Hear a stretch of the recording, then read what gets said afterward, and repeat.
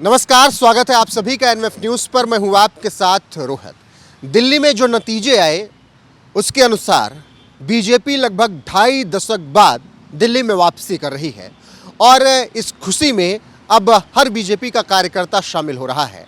प्रधानमंत्री नरेंद्र मोदी से लेकर गृह मंत्री अमित शाह तक इस जीत पर गदगद हैं और प्रधानमंत्री नरेंद्र मोदी ने भी अब दिल्ली में मिली जीत पर 2 ट्वीट किए हैं और उन्होंने 2 ट्वीट करते हुए अपने कार्यकर्ताओं का आभार जताया। एक ट्वीट में प्रधानमंत्री नरेंद्र मोदी लिखते हैं, हमें बहुत गर्व है अपने कार्यकर्ताओं पर जिन्होंने बहुत अच्छे से काम किया। उन्होंने बहुत शानदार रिजल्ट हमारे सामने लाया और हम आगे भी इसी तरीके से काम करते रहेंगे। दिल्ली वालों का धन्यवाद।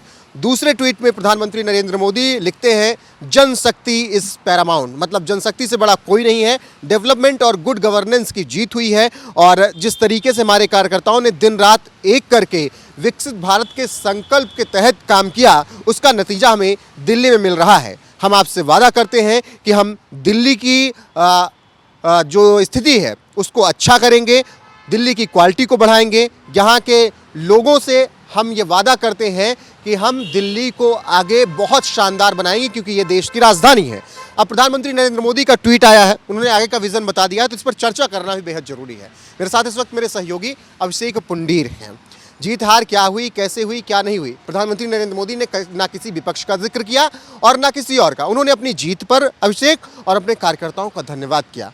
एक राजा एक शासक यही होना चाहिए कि विरोधी ठीक है वो अपना चुनाव लड़े, वो हार गए, लेकिन हमने क्या किया उसको उन्होंने सामने रखा है। बिल्कुल, और बड़े नेता की पहचान रोहित यही होती है कि आप मैंडेट मिलने के बाद जनता जो आपको समर्थन देती है उसके बाद आप रिएक्ट किस तरीके से करते हैं। बौखला जाते हैं कांग्रेस पार्टी की तरह या फिर आप उसे स्वीकार करते हैं, जिस तरीके से अरविंद केजरीवाल ने स्वीकार किया कि जो भी जनता ने हमें मैंडेट दिया है हम उसका समर्थन करते हैं और उम्मीद करते हैं कि बीजेपी अगले 5 साल तक सही तरीके से काम करेगी। अब यहाँ समझने वाली बात जो ये है वो ये है कि जब चुनाव प्रचार शुरू नहीं हुआ था और जब चुनाव प्रचार शुरू हुआ उसके भी आधे तक ये पूरा चुनाव अरविंद केजरीवाल के सेंट्रिक था। इस पूरे चुनाव के जो सेंटर में थे वो अरविंद केजरीवाल थे। बीजेपी अरविंद केजरीवाल पर आरोप लगा रही थी कि अरविंद केजरीवाल ने 10 साल में ऐसा किया है।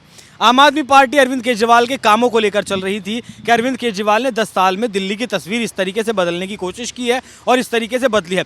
लेकिन प्रधानमंत्री मोदी की हिम्मत की सबसे पहले मैं दाद देना चाहूँगा कि एक छोटा सा राज्य जिसकी आबादी 2-2.5 करोड़, वोटर सिर्फ 1.5 करोड़, मतदान जो हुआ वो 90 लाख का हुआ, उसे प्रधानमंत्री मोदी ने अपनी छवि से जोड़ लिया। जहां बात लोग अरविंद केजरीवाल की कर रहे थे उस राज्य के चुनाव को प्रधानमंत्री मोदी ने मोदी सेंट्रिक बना दिया।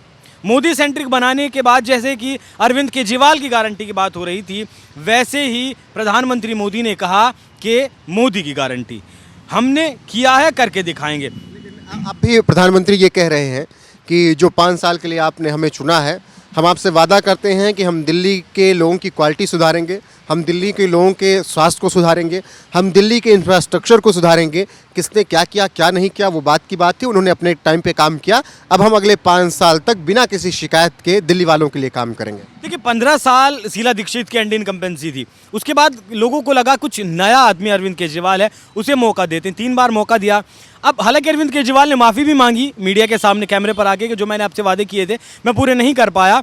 अब उसी जनता ने मौका दिया है बीजेपी को, जो बीजेपी बड़े बड़े दावे कर रही थी, हम यमुना साफ करके दिखाएंगे, हम जो कूड़े का ढेर है उसे, चुनौतियां हैं बीजेपी के सामने, खत्म करके दिखाएंगे। एनडीएमसी के कार्यकर्ता जो एनडीएमसी के में काम करने वाले लोग हैं उन्हें पक्का घर देंगे। हालांकि अरविंद केजरीवाल ने कहा कि घर हम भी बनाना चाहते हैं लेकिन केंद्र सरकार ज़मीन नहीं दे रही है, तो ये टकराव भी अब नहीं होगा क्योंकि केंद्र में मोदी की सरकार और मोदी की गारंटी दिल्ली में। तो अब बीजेपी के लिए चुनौती ज़्यादा बड़ी है कि कैसे वो करके दिखाती है। अब यहाँ एलजी का और आम आदमी पार्टी का टकराव भी नहीं होगा। हालांकि एक बहानेबाजी बीजेपी की तरफ से जो की जा सकती है वो एमसीडी को लेकर ज़रूर की जा सकती है कि भैया एमसीडी में हम नहीं है, लेकिन केंद्र में है और आप दिल्ली की विधानसभा भी हैं, तो जो कूड़े का पहाड़ हटाना हो, यमुना को साफ़ करना हो, बेरोज़गारी दिल्ली से ख़त्म करनी हो, या फिर जो योजनाएँ फ्री बस सर्विस की हो, संजीवनी योजना की हो, स्वास्थ्य से जुड़ी हो, महिलाओं को 2500 रुपये देने वाली बात हो, बीजेपी ने जो कहा है कि हमने और राज्यों में करके दिखाया है, वो महाराष्ट्र का हो, हरियाणा का हो, हम यहाँ भी करेंगे, मध्य प्रदेश का हो।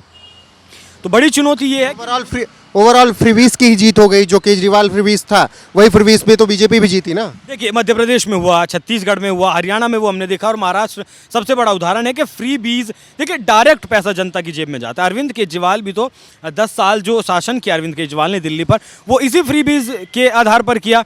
आपको फ्री बिजली मिल रही थी, फ्री पानी मिल रहा था, महिलाओं का फ्री बस यात्रा मिल रही थी, फिर 1,000 रुपये मिलने का भी उन्होंने वादा किया। तो जब आम आदमी की जेब से पैसा कम खर्च होता है तो वही उसके लिए सरकार अच्छी होती है। बिल्कुल, और यही वजह है कि प्रधानमंत्री नरेंद्र मोदी ने इस जीत के बाद अब ये ट्वीट किया और उन्होंने ये विश्वास दिलाया है दिल्ली की जनता को कि आप हम पर जो भरोसा कर चुके हैं और जिस भरोसे पर आपने हमको चुना है उस भरोसे को हम पूरा करेंगे। लेकिन बीजेपी के सामने चुनौतियां हैं यमुना साफ करने का, दिल्ली की एयर पॉल्यूशन जो है उसको ठीक करने का, जिस तरीके से अभिषेक कह रहे थे कि कूड़े का ढेर हटाने का चुनौती है। और अब बीजेपी के पास कोई ऑप्शन भी नहीं होगा आरोप प्रत्यारोप का, क्योंकि दिल्ली में आपकी अब होगी एलजी, आपके होंगे, आपकी पुलिस होगी, तो कोई अब यहाँ पर एक दूसरे पर टीका टिप्पणी नहीं, कोई आरोप प्रत्यारोप नहीं। बीजेपी को काम करना होगा और प्रधानमंत्री नरेंद्र मोदी ने अपने ट्वीट में यही कहा है। फिलहाल आपको क्या लगता है, क्या बीजेपी अगले 5 साल में दिल्ली में अच्छा काम कर पाएगी या फिर बहाने बनाएगी? कमेंट में अपनी राय